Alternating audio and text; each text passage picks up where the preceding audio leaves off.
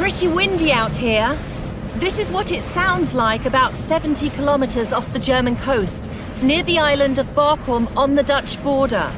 One of Germany's largest offshore wind farms has taken shape in recent years out here in the North Sea, with 83 towering turbines across 75 square kilometers. It generates enough electricity to power around 900,000 households. Okay, it's getting a bit too stormy here. Let's head back to the studio. Welcome to Into Germany, the German business podcast brought to you by the international business promotion agency Germany Trade and Invest. I'm your host, Kelly O'Brien.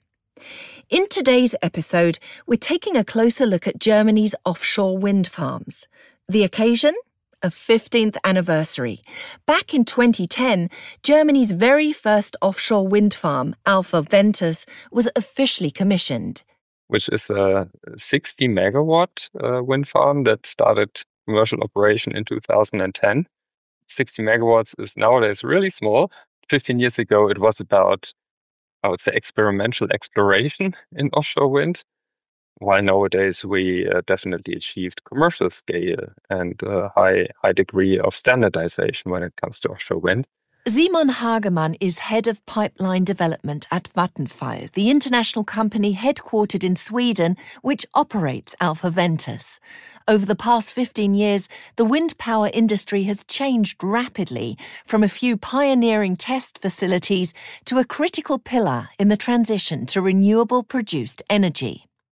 At the beginning of 2025, there were more than 1,600 offshore wind turbines. They had an annual electricity output of 26 terawatt-hours. That's almost 6% of electricity fed into Germany's public grid. Offshore wind will account for 1/5 of total electricity generation in Germany by 2045. Riffgrund 3, the wind farm we heard at the beginning, is scheduled to be connected to the power grid next year. Not far away, German-based EnBW is building a flagship offshore wind farm to generate power for approximately 1.1 million German households. And earlier this year, Vattenfall announced it was building not one, but two new wind farms, Nordlicht 1 and 2, with an output of 6 terawatt-hours of electricity per year. Before we dive into the details with Simon Hagemann, let's take a step back and get an overview of the industry. Markus Nölke is Managing Director of WAB, a nationwide network for the wind energy sector, representing around 250 companies and research institutes across the wind, maritime, and emerging hydrogen industries. Hi, Markus. Thanks for joining us on the podcast. So what's been up in German offshore wind in the past 15 years? A lot has happened in the last 15 years, and the numbers speak for themselves. On April 27, 2010, Alpha Ventus became the first offshore wind farm to go online. It consisted of 12 turbines with a capacity of 5 megawatt each for a total of 60 megawatt. In summary, within 15 years, the number of turbines has increased from 12 to 1,639 and the capacity from 60 megawatt to 9.2 gigawatt. But the history of offshore wind development is, of course, much older than 15 years, and there was also a lot of skepticism beforehand as to whether it was feasible and sensible, both technically and economically. Today we can say, yes, offshore wind is a success story. The trend is set to continue. By 2030, installed capacity is expected to reach 30 gigawatts. Then 50 gigawatts by 2035 and 70 by 2045. Offshore wind will play a key role in electricity supply and green hydrogen production. What will enable this growth? Ultimately, it comes down to political decisions, such as the goal of climate neutrality. Germany wants to become climate neutral by 2045 and the EU by 2050. And then, at the latest, with Russia's war of aggression against Ukraine, most people have come to realize that we would be well advised to become as energy independent as possible. I think these are really two milestones of great significance. Politicians sometimes find it difficult, but after scaling back the expansion targets, they have been raised several times up to 70 gigawatt in 2045. It can be said that in the end, the industry has given even higher expansion targets than itself demanded from politicians. When does something like that ever happen? Fortunately, the new coalition agreement is sticking to the expansion targets for offshore wind energy. Germany's coalition government between Conservatives and Social Democrats also aims to speed up permitting, align grid development with wind farm expansion, strengthen European cooperation, and introduce a national strategy with clearly defined annual build-out goals. Do you think that will be enough to drive progress? On the one hand, it's good that in the coalition agreement is mentioned that the new government will continue the expansion of the renewable energies and the offshore wind energy. But I think it is very important, especially for the associations like the WAB, that we repeat this many times to the politicians, because one is what is mentioned in the coalition agreement and the other side is the reality. Yeah, so this is no guarantee that this will happen, what is mentioned in the coalition agreement, but it's good that it is mentioned there significantly. Are the existing frameworks ready for the planned expansion? Of course, there may be challenges in some areas, keyword skilled workers, for example, but overall, I would say yes. The current challenges are more related to economic efficiency. Raw material prices are very high, especially for steel, and there's a strong competitive pressure from China, for example. Regions like Rostock, Sassnitz or Bremerhaven, where WAB has its head offices, used to rely on shipbuilding. How has offshore wind helped transform these economies? I think Bremerhaven is a good example, not because we have our office here, but because when the offshore wind industry took off in the beginning of this century, many companies, and I speak about manufacturing companies, settled in Bremerhaven, creating several thousand jobs. Like Bremerhaven, Rostock is also an important shipbuilding location, and we hope that some of the converter platforms that need to be built will also be built here in German shipyards. This will create many jobs in the long term and give the regions a further boost. We must ensure that we bring more added value back to Germany. Fortunately, there are now a number of positive examples, such as Steel Wind in Nordenham or Siemens in Cuxhaven and Titan Wind in Cuxhaven or EEW and Liebherr in Rostock. That is why we are repeatedly calling on politicians to give the industry reliability. The future converter platforms with a capacity of 2 gigawatts needs investments of 2 billion. And many small and medium-sized companies must be involved, and they can't finance these huge investments. And so they need a strong support from the political side. Offshore wind is not just turbines at sea. It involves a complex value chain from engineering and logistics to maintenance and decommissioning. Where do you see opportunities for foreign companies to get involved, and how can they partner with German players? I think it is more a question of cooperation because no country has the capacity to implement them on its own. So we need here in Germany, due to our high expansion targets, the highest in Europe, we need the capacity and the support and the know-how of foreign companies.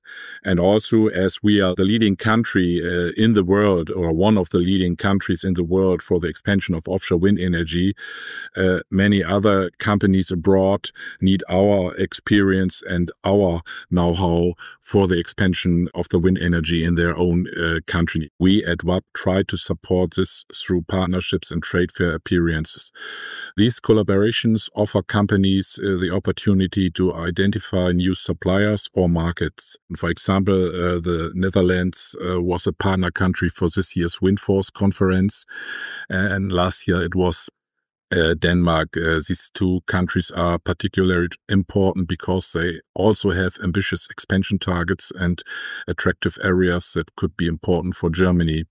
Before we end, let's look ahead to 2040. Will Germany remain competitive in this international arena? The industry must be able to rely on the expansion targets of 70 gigawatt by 2045 being maintained. The fact that this has been reaffirmed in the coalition agreement is an important sign.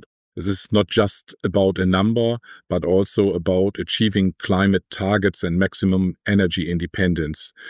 We will also see offshore electrolysis, at least 10 offshore substations with 2 gigawatt. This is absolutely new. Drones for transport, monitoring and surveillance of the facilities, not only from the air, but also underwater drones. Artificial intelligence will play a major role, for example, in service and maintenance, to name a few examples. And ultimately, hopefully, a lot of added value in Germany with many thousands of jobs and perhaps even things we can't even imagine right now. Many thanks, Markus, for this insight and the optimistic outlook. We must be optimistic, and we want to be optimistic. No arguing with that. We'll speak shortly to Simon Hagemann from Vattenfall, the company behind what is currently Germany's largest wind farm construction project. But first, let's have a roundup of some German business stories.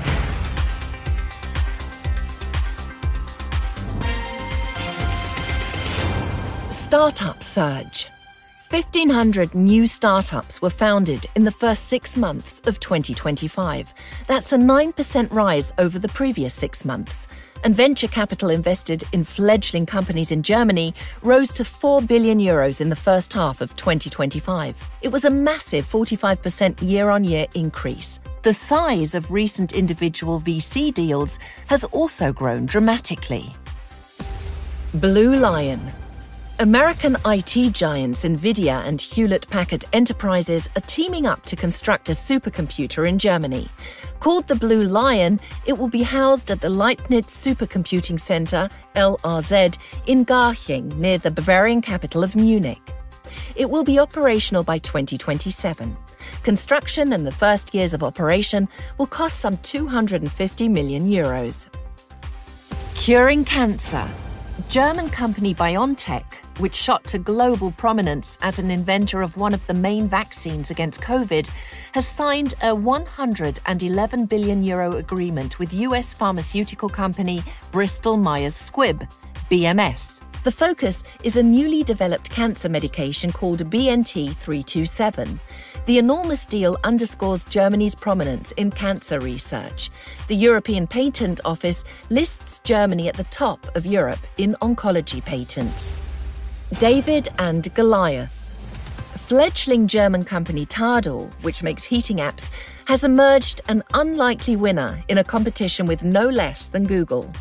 The US Colossus has announced it will no longer be making its Nest smart thermostats available on the European market and recommended that customers using first-generation devices switch to Tado products.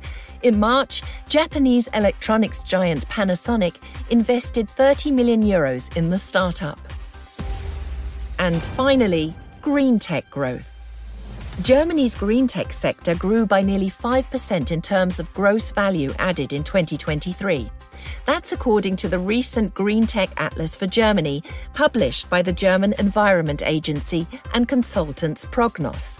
Germany ranks third in the world, behind the US and China, in green tech patent findings.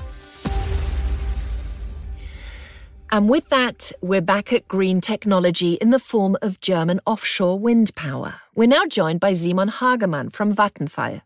Simon, how would you describe the transformation of the industry over the past decade and a half? Earlier on, you said it was rather experimental. When I say it was experimental exploration back then, 15 years ago, I'm really referring to Alpha Ventus, which is a 60 megawatt wind farm. It used 2 different turbine types and 2 different foundation types, which then means that we required back then different installation vessels, we had different manufacturers, we had different operation and maintenance concepts and different technicians for these 2 turbines and foundations, which helped to learn a lot. but was definitely not the cheapest way to install and maintain a wind farm. Nowadays, wind farms, they are highly standardized. So they use all the same turbine types, the same foundation system, and a very, very standardized and lean operational approach as well. From 60 to 1,500 megawatts, 25 times the output it used to have. What drove this exponential growth? I would say Germany did a lot of things right when it comes to achieving milestones to enable the offshore wind growth. I would say 3 regulatory milestones were very helpful for offshore wind to grow. Firstly, it was also found in Alpha Ventus that the state guaranteed expansion of the grid infrastructure is key to success. And that is because it allows more wind farms to be connected to one offshore grid cable, which is more cost efficient than if every wind farm developer does his own grid connection. It gives a lot of certainty to the projects that the grid is provided at a certain point in time. Secondly, long-term offshore wind targets were introduced through the Renewable Energy Sources Act in 2014. And this target setting was super important because it basically marked the beginning of a very structured planning of offshore wind development and rollout.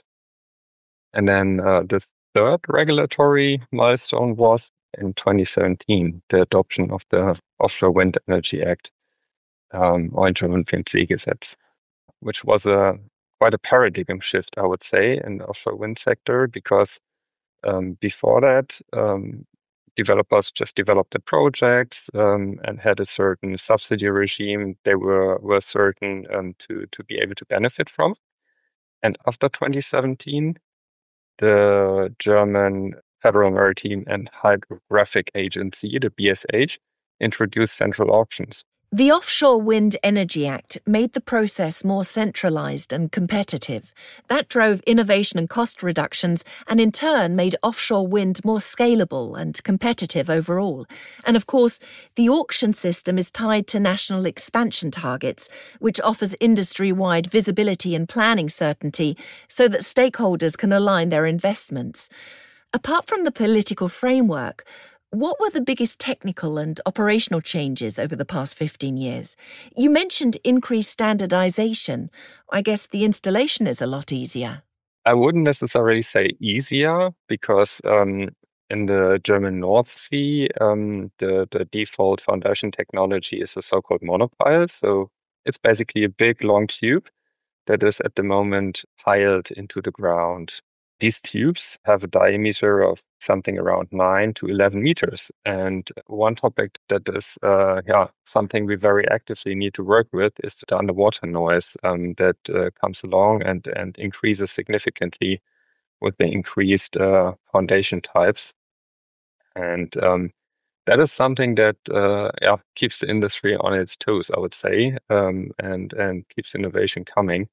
Where, for example, bubble curtains are used to reduce the noise that is then released from the point where the monopile is hammered into the ground to protect animals around. When we look at how offshore wind farms have developed over the past 15 years, both in terms of turbine technology and overall operations, what would you say are the most significant changes or breakthroughs we've seen in that time? So turbine sizes grew significantly from 2010 onwards, and also mass production brought down costs towards the early 2020s quite significantly. In the early 2010s, we had turbine sizes of 3 to 5 megawatts in offshore wind, while today routinely 15 megawatt turbines are being installed. We have 2 turbine manufacturers in Europe that are very active. It's Vestas and Siemens, and give one example, the current Vestas flagship turbine, 15 megawatt turbine, has a rotor diameter of 236 meters and a swept area of 44,000 square meters. And that means that one blade is 150 meters long. The dimensions are so impressive if you're really close to it.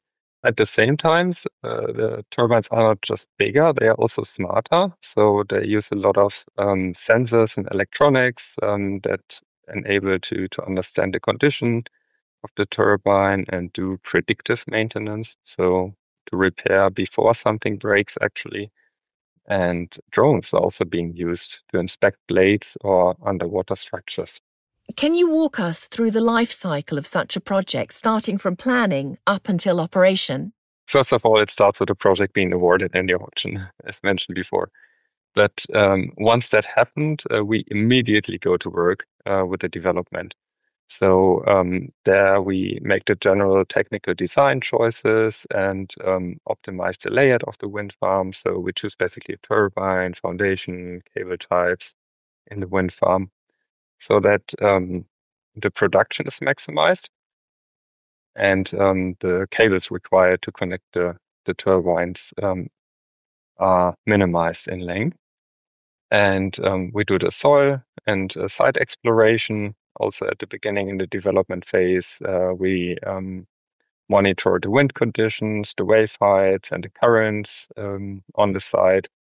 What we also have a close look at there is at the wildlife on site and also plan for measures to protect or enhance wildlife at the site.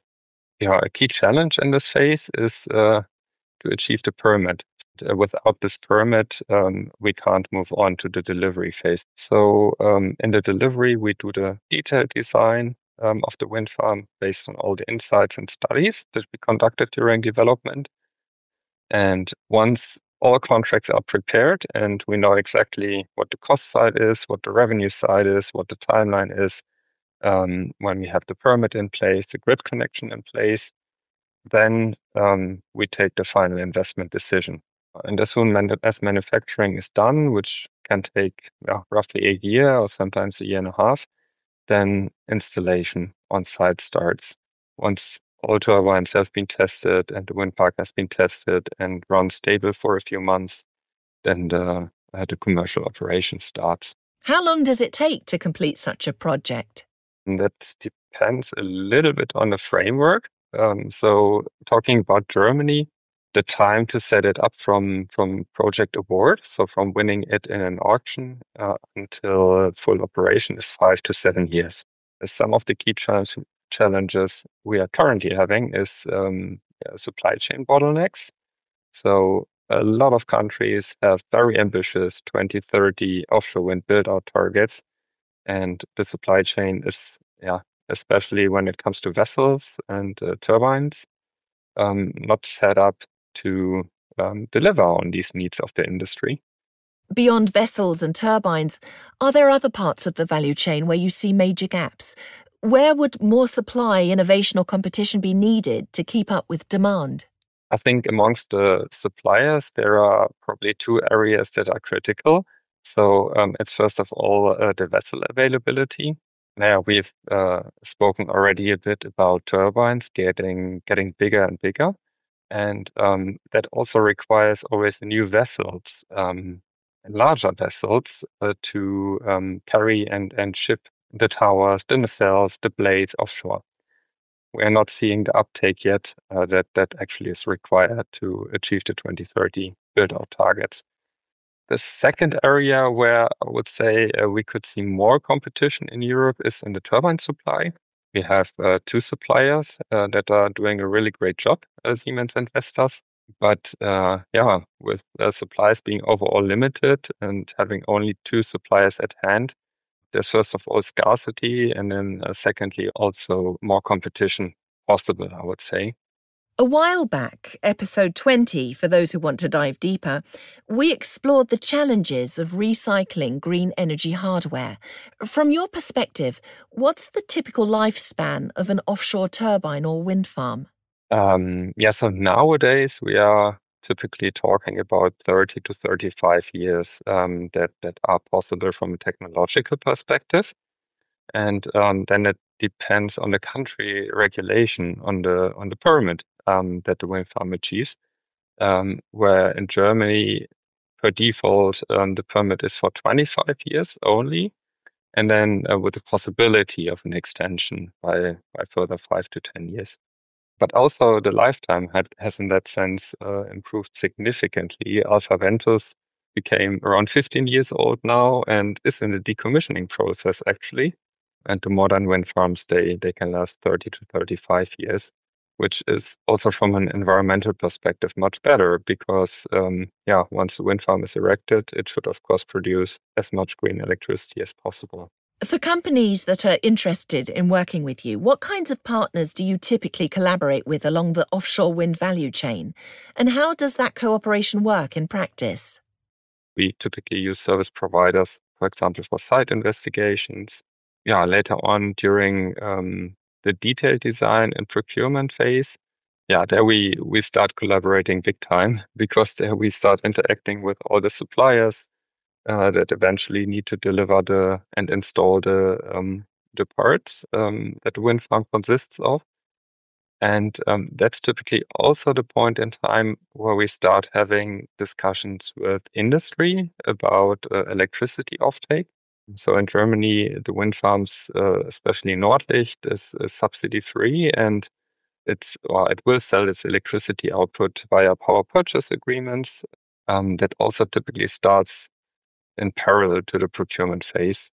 And at the same time, we sometimes also start talking to investors into the wind farm. You operate across several markets. How do you see Germany's offshore wind sector compared to the UK or the Nordics? So Germany and the UK are the two most ambitious offshore wind markets in the European area and play a strategic role in the continent's green industrial transformation. So they are really the pulling horses in terms of offshore in Europe. One market that's recently seen some setbacks is the United States. Offshore wind projects being paused or cancelled due to rising costs and regulatory challenges. Does this have any ripple effects on the German market, especially when we look at global investment dynamics? It's indeed true that recent project cancellations and regulatory uncertainty on US offshore projects, together with the political pressure, have caused overall a lot of uncertainty for developers being active there. And that could indeed redirect capital from the US to Europe, but only the markets here are prepared for that. And I would say Germany has an opportunity here to attract investors. But at the same time, as I would say that Germany can still improve on a few points and make the market even more attractive for investors from abroad. And that's first of all that it should maintain the ambitious climate targets and at the same time also hold industry in Germany, basic industry, talking especially about chemicals and steel, and helping them to decarbonize, which in turn again increases the energy demand and makes the role of offshore wind more important in the system. We at Vattenfall, we are very much in favor of subsidy-free offshore wind projects where we market the electricity via power purchase agreements or directly on the market. And the market for power purchase agreements for PPAs could be further strengthened through credit guarantees to off-takers that are maybe smaller or have a lower credit worthiness, so that we as the sellers of electricity are to some extent protected against bankruptcies of those off-takers. Looking ahead 15 years into the future, what do you think Germany's offshore wind landscape will look like? I mean, just looking back how much the industry has developed over the past 15 years, I would say in 2040, I believe, that offshore wind will then be a very strong cornerstone and deliver homegrown electricity to support Germany's climate neutrality and energy independence. And I would say we will also see major technological innovation and scale-ups, perhaps even 35 megawatts turbines being installed by then. And lastly, I would bet that artificial intelligence has massively changed how we distribute and match and optimize electricity in a fully decarbonized, decentralized system in Germany. Yeah. And of course, Vattenfall will then also be a stable partner to enable fossil freedom. Offshore wind is a cornerstone of Germany's energy transition. And here's to another 15 successful windy years. Many thanks to our guests Markus Nölke from WAB and Simon Hagemann from Vattenfall. Before we go, we'd like to tell you about how Germany works.